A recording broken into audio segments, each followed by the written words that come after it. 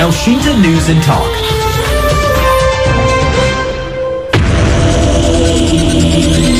Pancasila. 1. Ketuhanan yang Maha Esa. 2. Kemanusiaan yang adil dan beradab. 3. Persatuan Indonesia. 4. Kerakyatan yang dipimpin oleh hikmat kebijaksanaan dalam permusyawaratan perwakilan. 5. Keadilan sosial bagi seluruh rakyat Indonesia.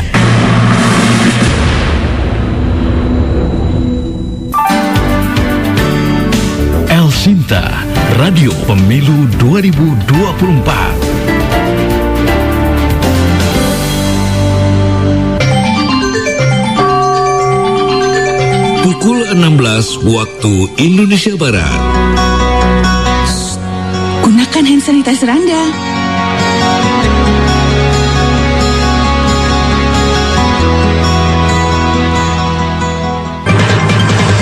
Ragam bahasa daerah Indonesia.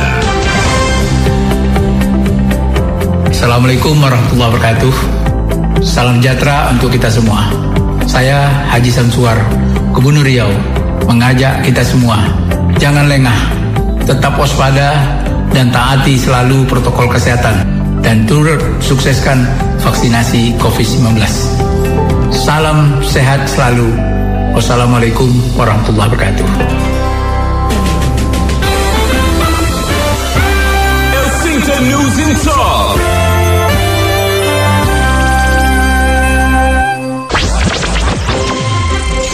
Wartawan Elshinta tidak menerima imbalan dalam peliputan berita.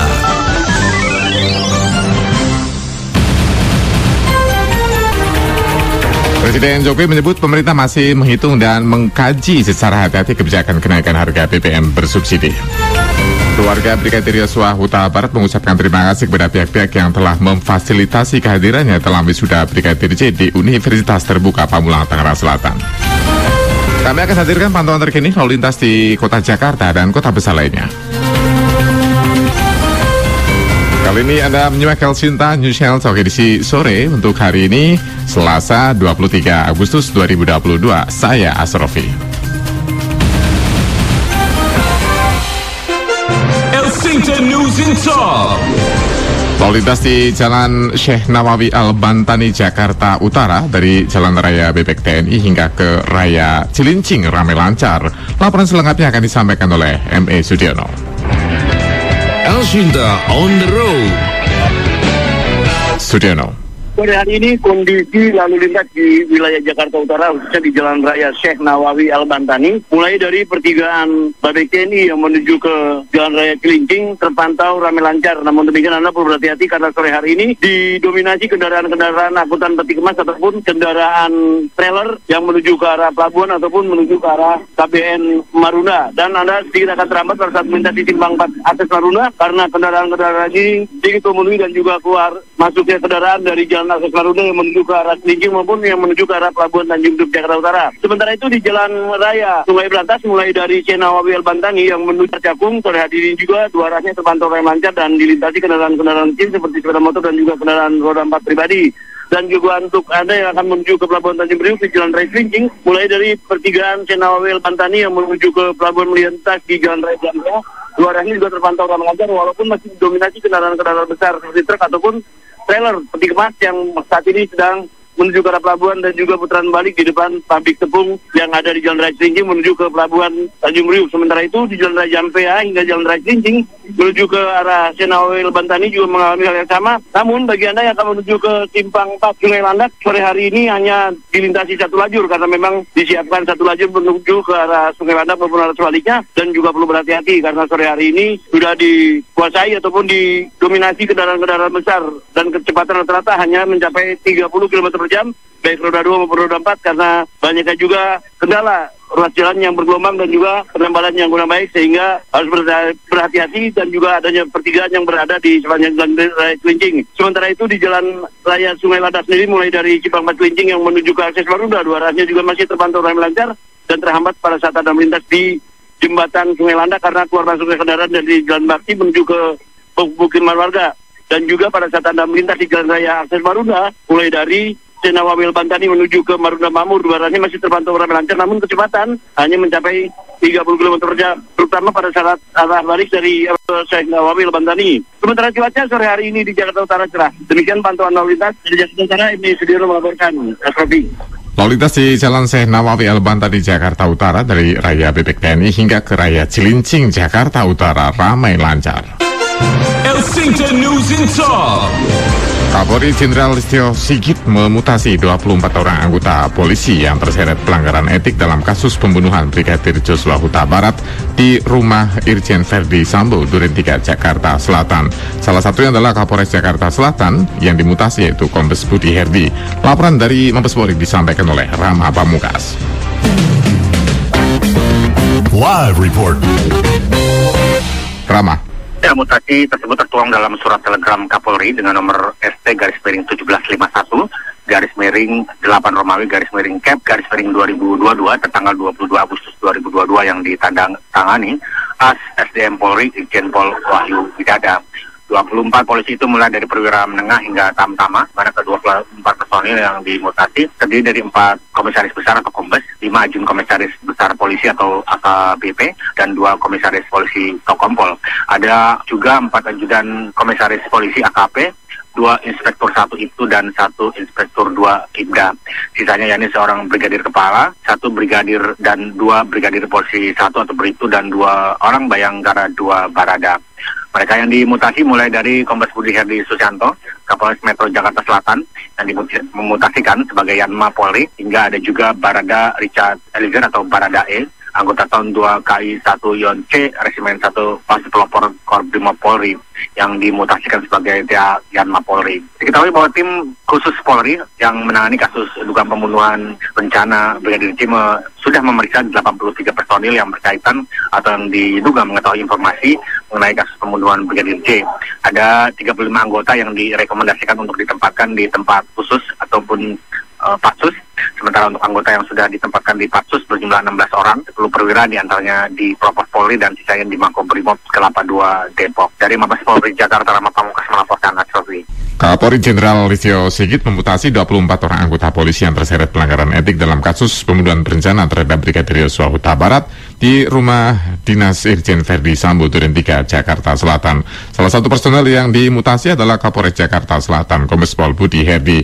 Sementara pendengar, Divisi Profesi dan juga Pengamanan Mabes Polri menjadwalkan akan menggelar sidang kode etik terhadap Inspektur Jenderal Verdi Sambo, tersangka pembunuhan berencana terhadap Brigadir Joshua Huta Barat pada Kamis 25 Agustus 2022 nanti. Kepala Divisi Humas Polri Irjen Pol Dedi Prasetyo menyebutkan seyogyanya sidang etik akan dilaksanakan pada hari ini, namun berdasarkan informasi yang diperoleh jadwalnya diundur pada hari Kamis nanti. Dari informasi yang diperoleh tersebut, lanjut Dedi, sidang Komisi Etik Polri terhadap Verdi Sambo bakal dilaksanakan pada hari Kamis nanti. Dan berdasarkan keterangan sebelumnya, Divisi Profesi dan juga Pengamanan Polri atau Propam sedang memproses pemberhentian tidak dengan hormat Irjen Polisi Verdi Sambo sebagai anggota polisi atas kasus pembunuhan berencana terhadap Joshua Huta Barat. Disebut sebelumnya oleh Inspektur Pengawasan Umum Polri, Komisaris Jenderal Polisi Agung Budi Marioto, bahwa Kadif Propam Polri sudah melaporkan pemberhentian tidak dengan hormat anggota Polri diatur dalam Peraturan Polisi Nomor 7 Tahun 2022 tentang Kode Etik Profesi dan juga Komisi Etik Kepolisian Negara Republik Indonesia yang telah ditetapkan pada 14 Juni 2022 dan diundangkan 15 Juni 2022. Elshinta News and Talk. Elshinta on the road. Selamat sore untuk Anda yang sedang berkendara di Tol Jor, baik Anda yang melintas kali ini dari Cikunir menuju ke arah Jor, ataupun yang melintas dari Jagorawi ke arah Jor, mohon bersabar ya, karena saat ini terpantau macet ini yang menuju ke arah Jor. Ini penyebabnya karena ada pekerjaan jalan dan juga ada penanganan kendaraan mengalami masalah. Sementara untuk Anda yang akan menuju ke arah Jor, dari Tol Lingkar Timur terpantau mulai dari Jati Asih sudah terpantau mulai padat kilometer 41 sampai nanti pertemuan ke arah Kampung Rambutan. Lepas Kampung Rambutan masih terpantau padat hingga ke Raya Pasar Rebo. Dari Pasar Rebo yang menuju ke arah Cilandak terpantau relatif lancar. Sementara Jagorawi untuk Anda yang masuk dari sekitaran Cibubur sudah terpantau padat yang menuju ke arah Cawang. Lepas pertemuan ke arah Kampung Rambutan terpantau relatif lancar yang menuju ke arah Cawang, sementara yang berbelok kiri menuju ke arah Tol Jor terpantau ada antrian cukup panjang. Mohon bersabar yang sedang berkendara di sana. Info kami juga update kali ini dari Citra Marga yang melintas di Gedong Panjang sampai ke arah Pluit terpantau padat merayap, kecepatan kendaraan kurang lebih 20 hingga 30 km per jam. Sementara arah sebaliknya relatif lancar, cuacanya cerah pendengar ya, yang sedang menuju ke arah Pluit mohon bersabar karena saat ini sudah mulai ada antrian panjang di sana. Info dari Senkom Citra Marga kami terima pukul 16.07 waktu Indonesia Barat. Sementara Jasa Marga ini mengabarkan penyebab kepadatan di Tol Jati Asi kilometer 40 sampai ke Taman Mini. Ini seperti kami sampaikan sebelumnya di KM 33+800 memang padat saat ini. Padat yang ke arah Pasar Minggu ya di 3500 arah ke Pasar Minggu hingga ke 3700. Saat ini ada penanganan kendaraan light truck yang terbalik miring di lajur 1 dan sebagian bahu jalan. Kami ulang ya, penyebabnya di Pasar Minggu 3700 saat ini ada penanganan kendaraan light truck yang terbalik posisinya miring di lajur 1 dan juga bahu jalan sehingga saat ini ada ketersendatan hingga ke Jati Asih kilometer 40 di Tol Lingkar Timur. Begitupun yang melintas dari Jagorawi yang akan ke arah Jor ini juga terpantau ada antrian panjang, mohon bersabar yang akan menuju ke arah Jor. Info lainnya kami dapatkan dari Pak Sito di Penjernian Raya, Karet Bifak sampai ke Traffic Light Penjernian Jakarta Pusat ramai dan lancar. Setelah TL SPBU Penjernian yang ke arah TL Kolong Tol padat merayap, infonya kami terima dari Pak Sito pukul 15.43 waktu Indonesia Barat. Dari foto yang kami dapatkan nampak sangat cerah ya. Untuk Anda yang sedang berkendara, mohon untuk bisa antisipasi dengan membawa bekal air minum di dalam mobil Anda. Info kami teruskan dari Pak Bening tadi melintas di Tol Jor Jatiwarna ke arah Pondok Indah macet, arah sebaliknya ramai dan lancar, cuacanya cerah. Mohon bersabar ya, yang saat ini menuju ke arah Pondok Indah dari Jatiwarna, Jati Asih dan sekitarnya memang terpantau dalam situasi macet pada sore hari ini imbas dari adanya penanganan kecelakaan di kilometer 3700. Kalau sekarang ekornya sudah sampai di kilometer 40 di sekitaran Jati Asih, jadi ada antrian kurang lebih 10 kilo menuju ke arah Pondok Indah. Elsington News in Talk.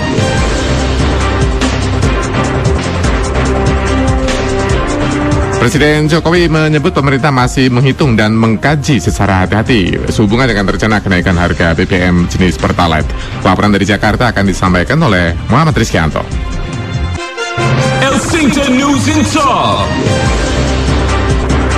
Pemerintah saat ini masih menghitung dan mengkaji secara hati-hati sehubungan dengan rencana kenaikan harga bahan bakar minyak atau BBM jenis Pertalite. Hal ini pendengar disampaikan oleh Presiden Joko Widodo saat ditanyai oleh awak media sehubungan dengan rencana kenaikan harga BBM. Dalam keterangannya, Presiden Joko Widodo mengatakan bahwa saat ini pemerintah masih mengkaji dan menghitung secara hati-hati sehubungan dengan rencana kenaikan harga BBM jenis Pertalite. Presiden Joko Widodo mengatakan bahwa hal ini menyangkut hajat hidup orang banyak dan semua harus diputuskan dengan hati-hati. Jangan sampai dengan adanya dari kenaikan harga BBM bisa menurunkan daya beli, lalu konsumsi rumah tangga, menaikkan inflasi yang bisa menurunkan pertumbuhan ekonomi. Menurut Presiden Joko Widodo, saat ini pemerintah masih mengkaji dan menghitung secara hati-hati. Rencana kenaikan Pertalite, Pak? Kenaikan Pertalite. Ini menyangkut hajat hidup orang banyak. Jadi semuanya harus diputuskan secara hati-hati. Dikalkulasi dampaknya, jangan sampai dampaknya menurunkan daya beli rakyat, menurunkan konsumsi rumah tangga, kemudian juga nanti yang harus dihitung juga menaikkan inflasi yang tinggi, kemudian bisa menurunkan pertumbuhan ekonomi. Semuanya saya suruh ngitung betul sebelum diputuskan. Ya,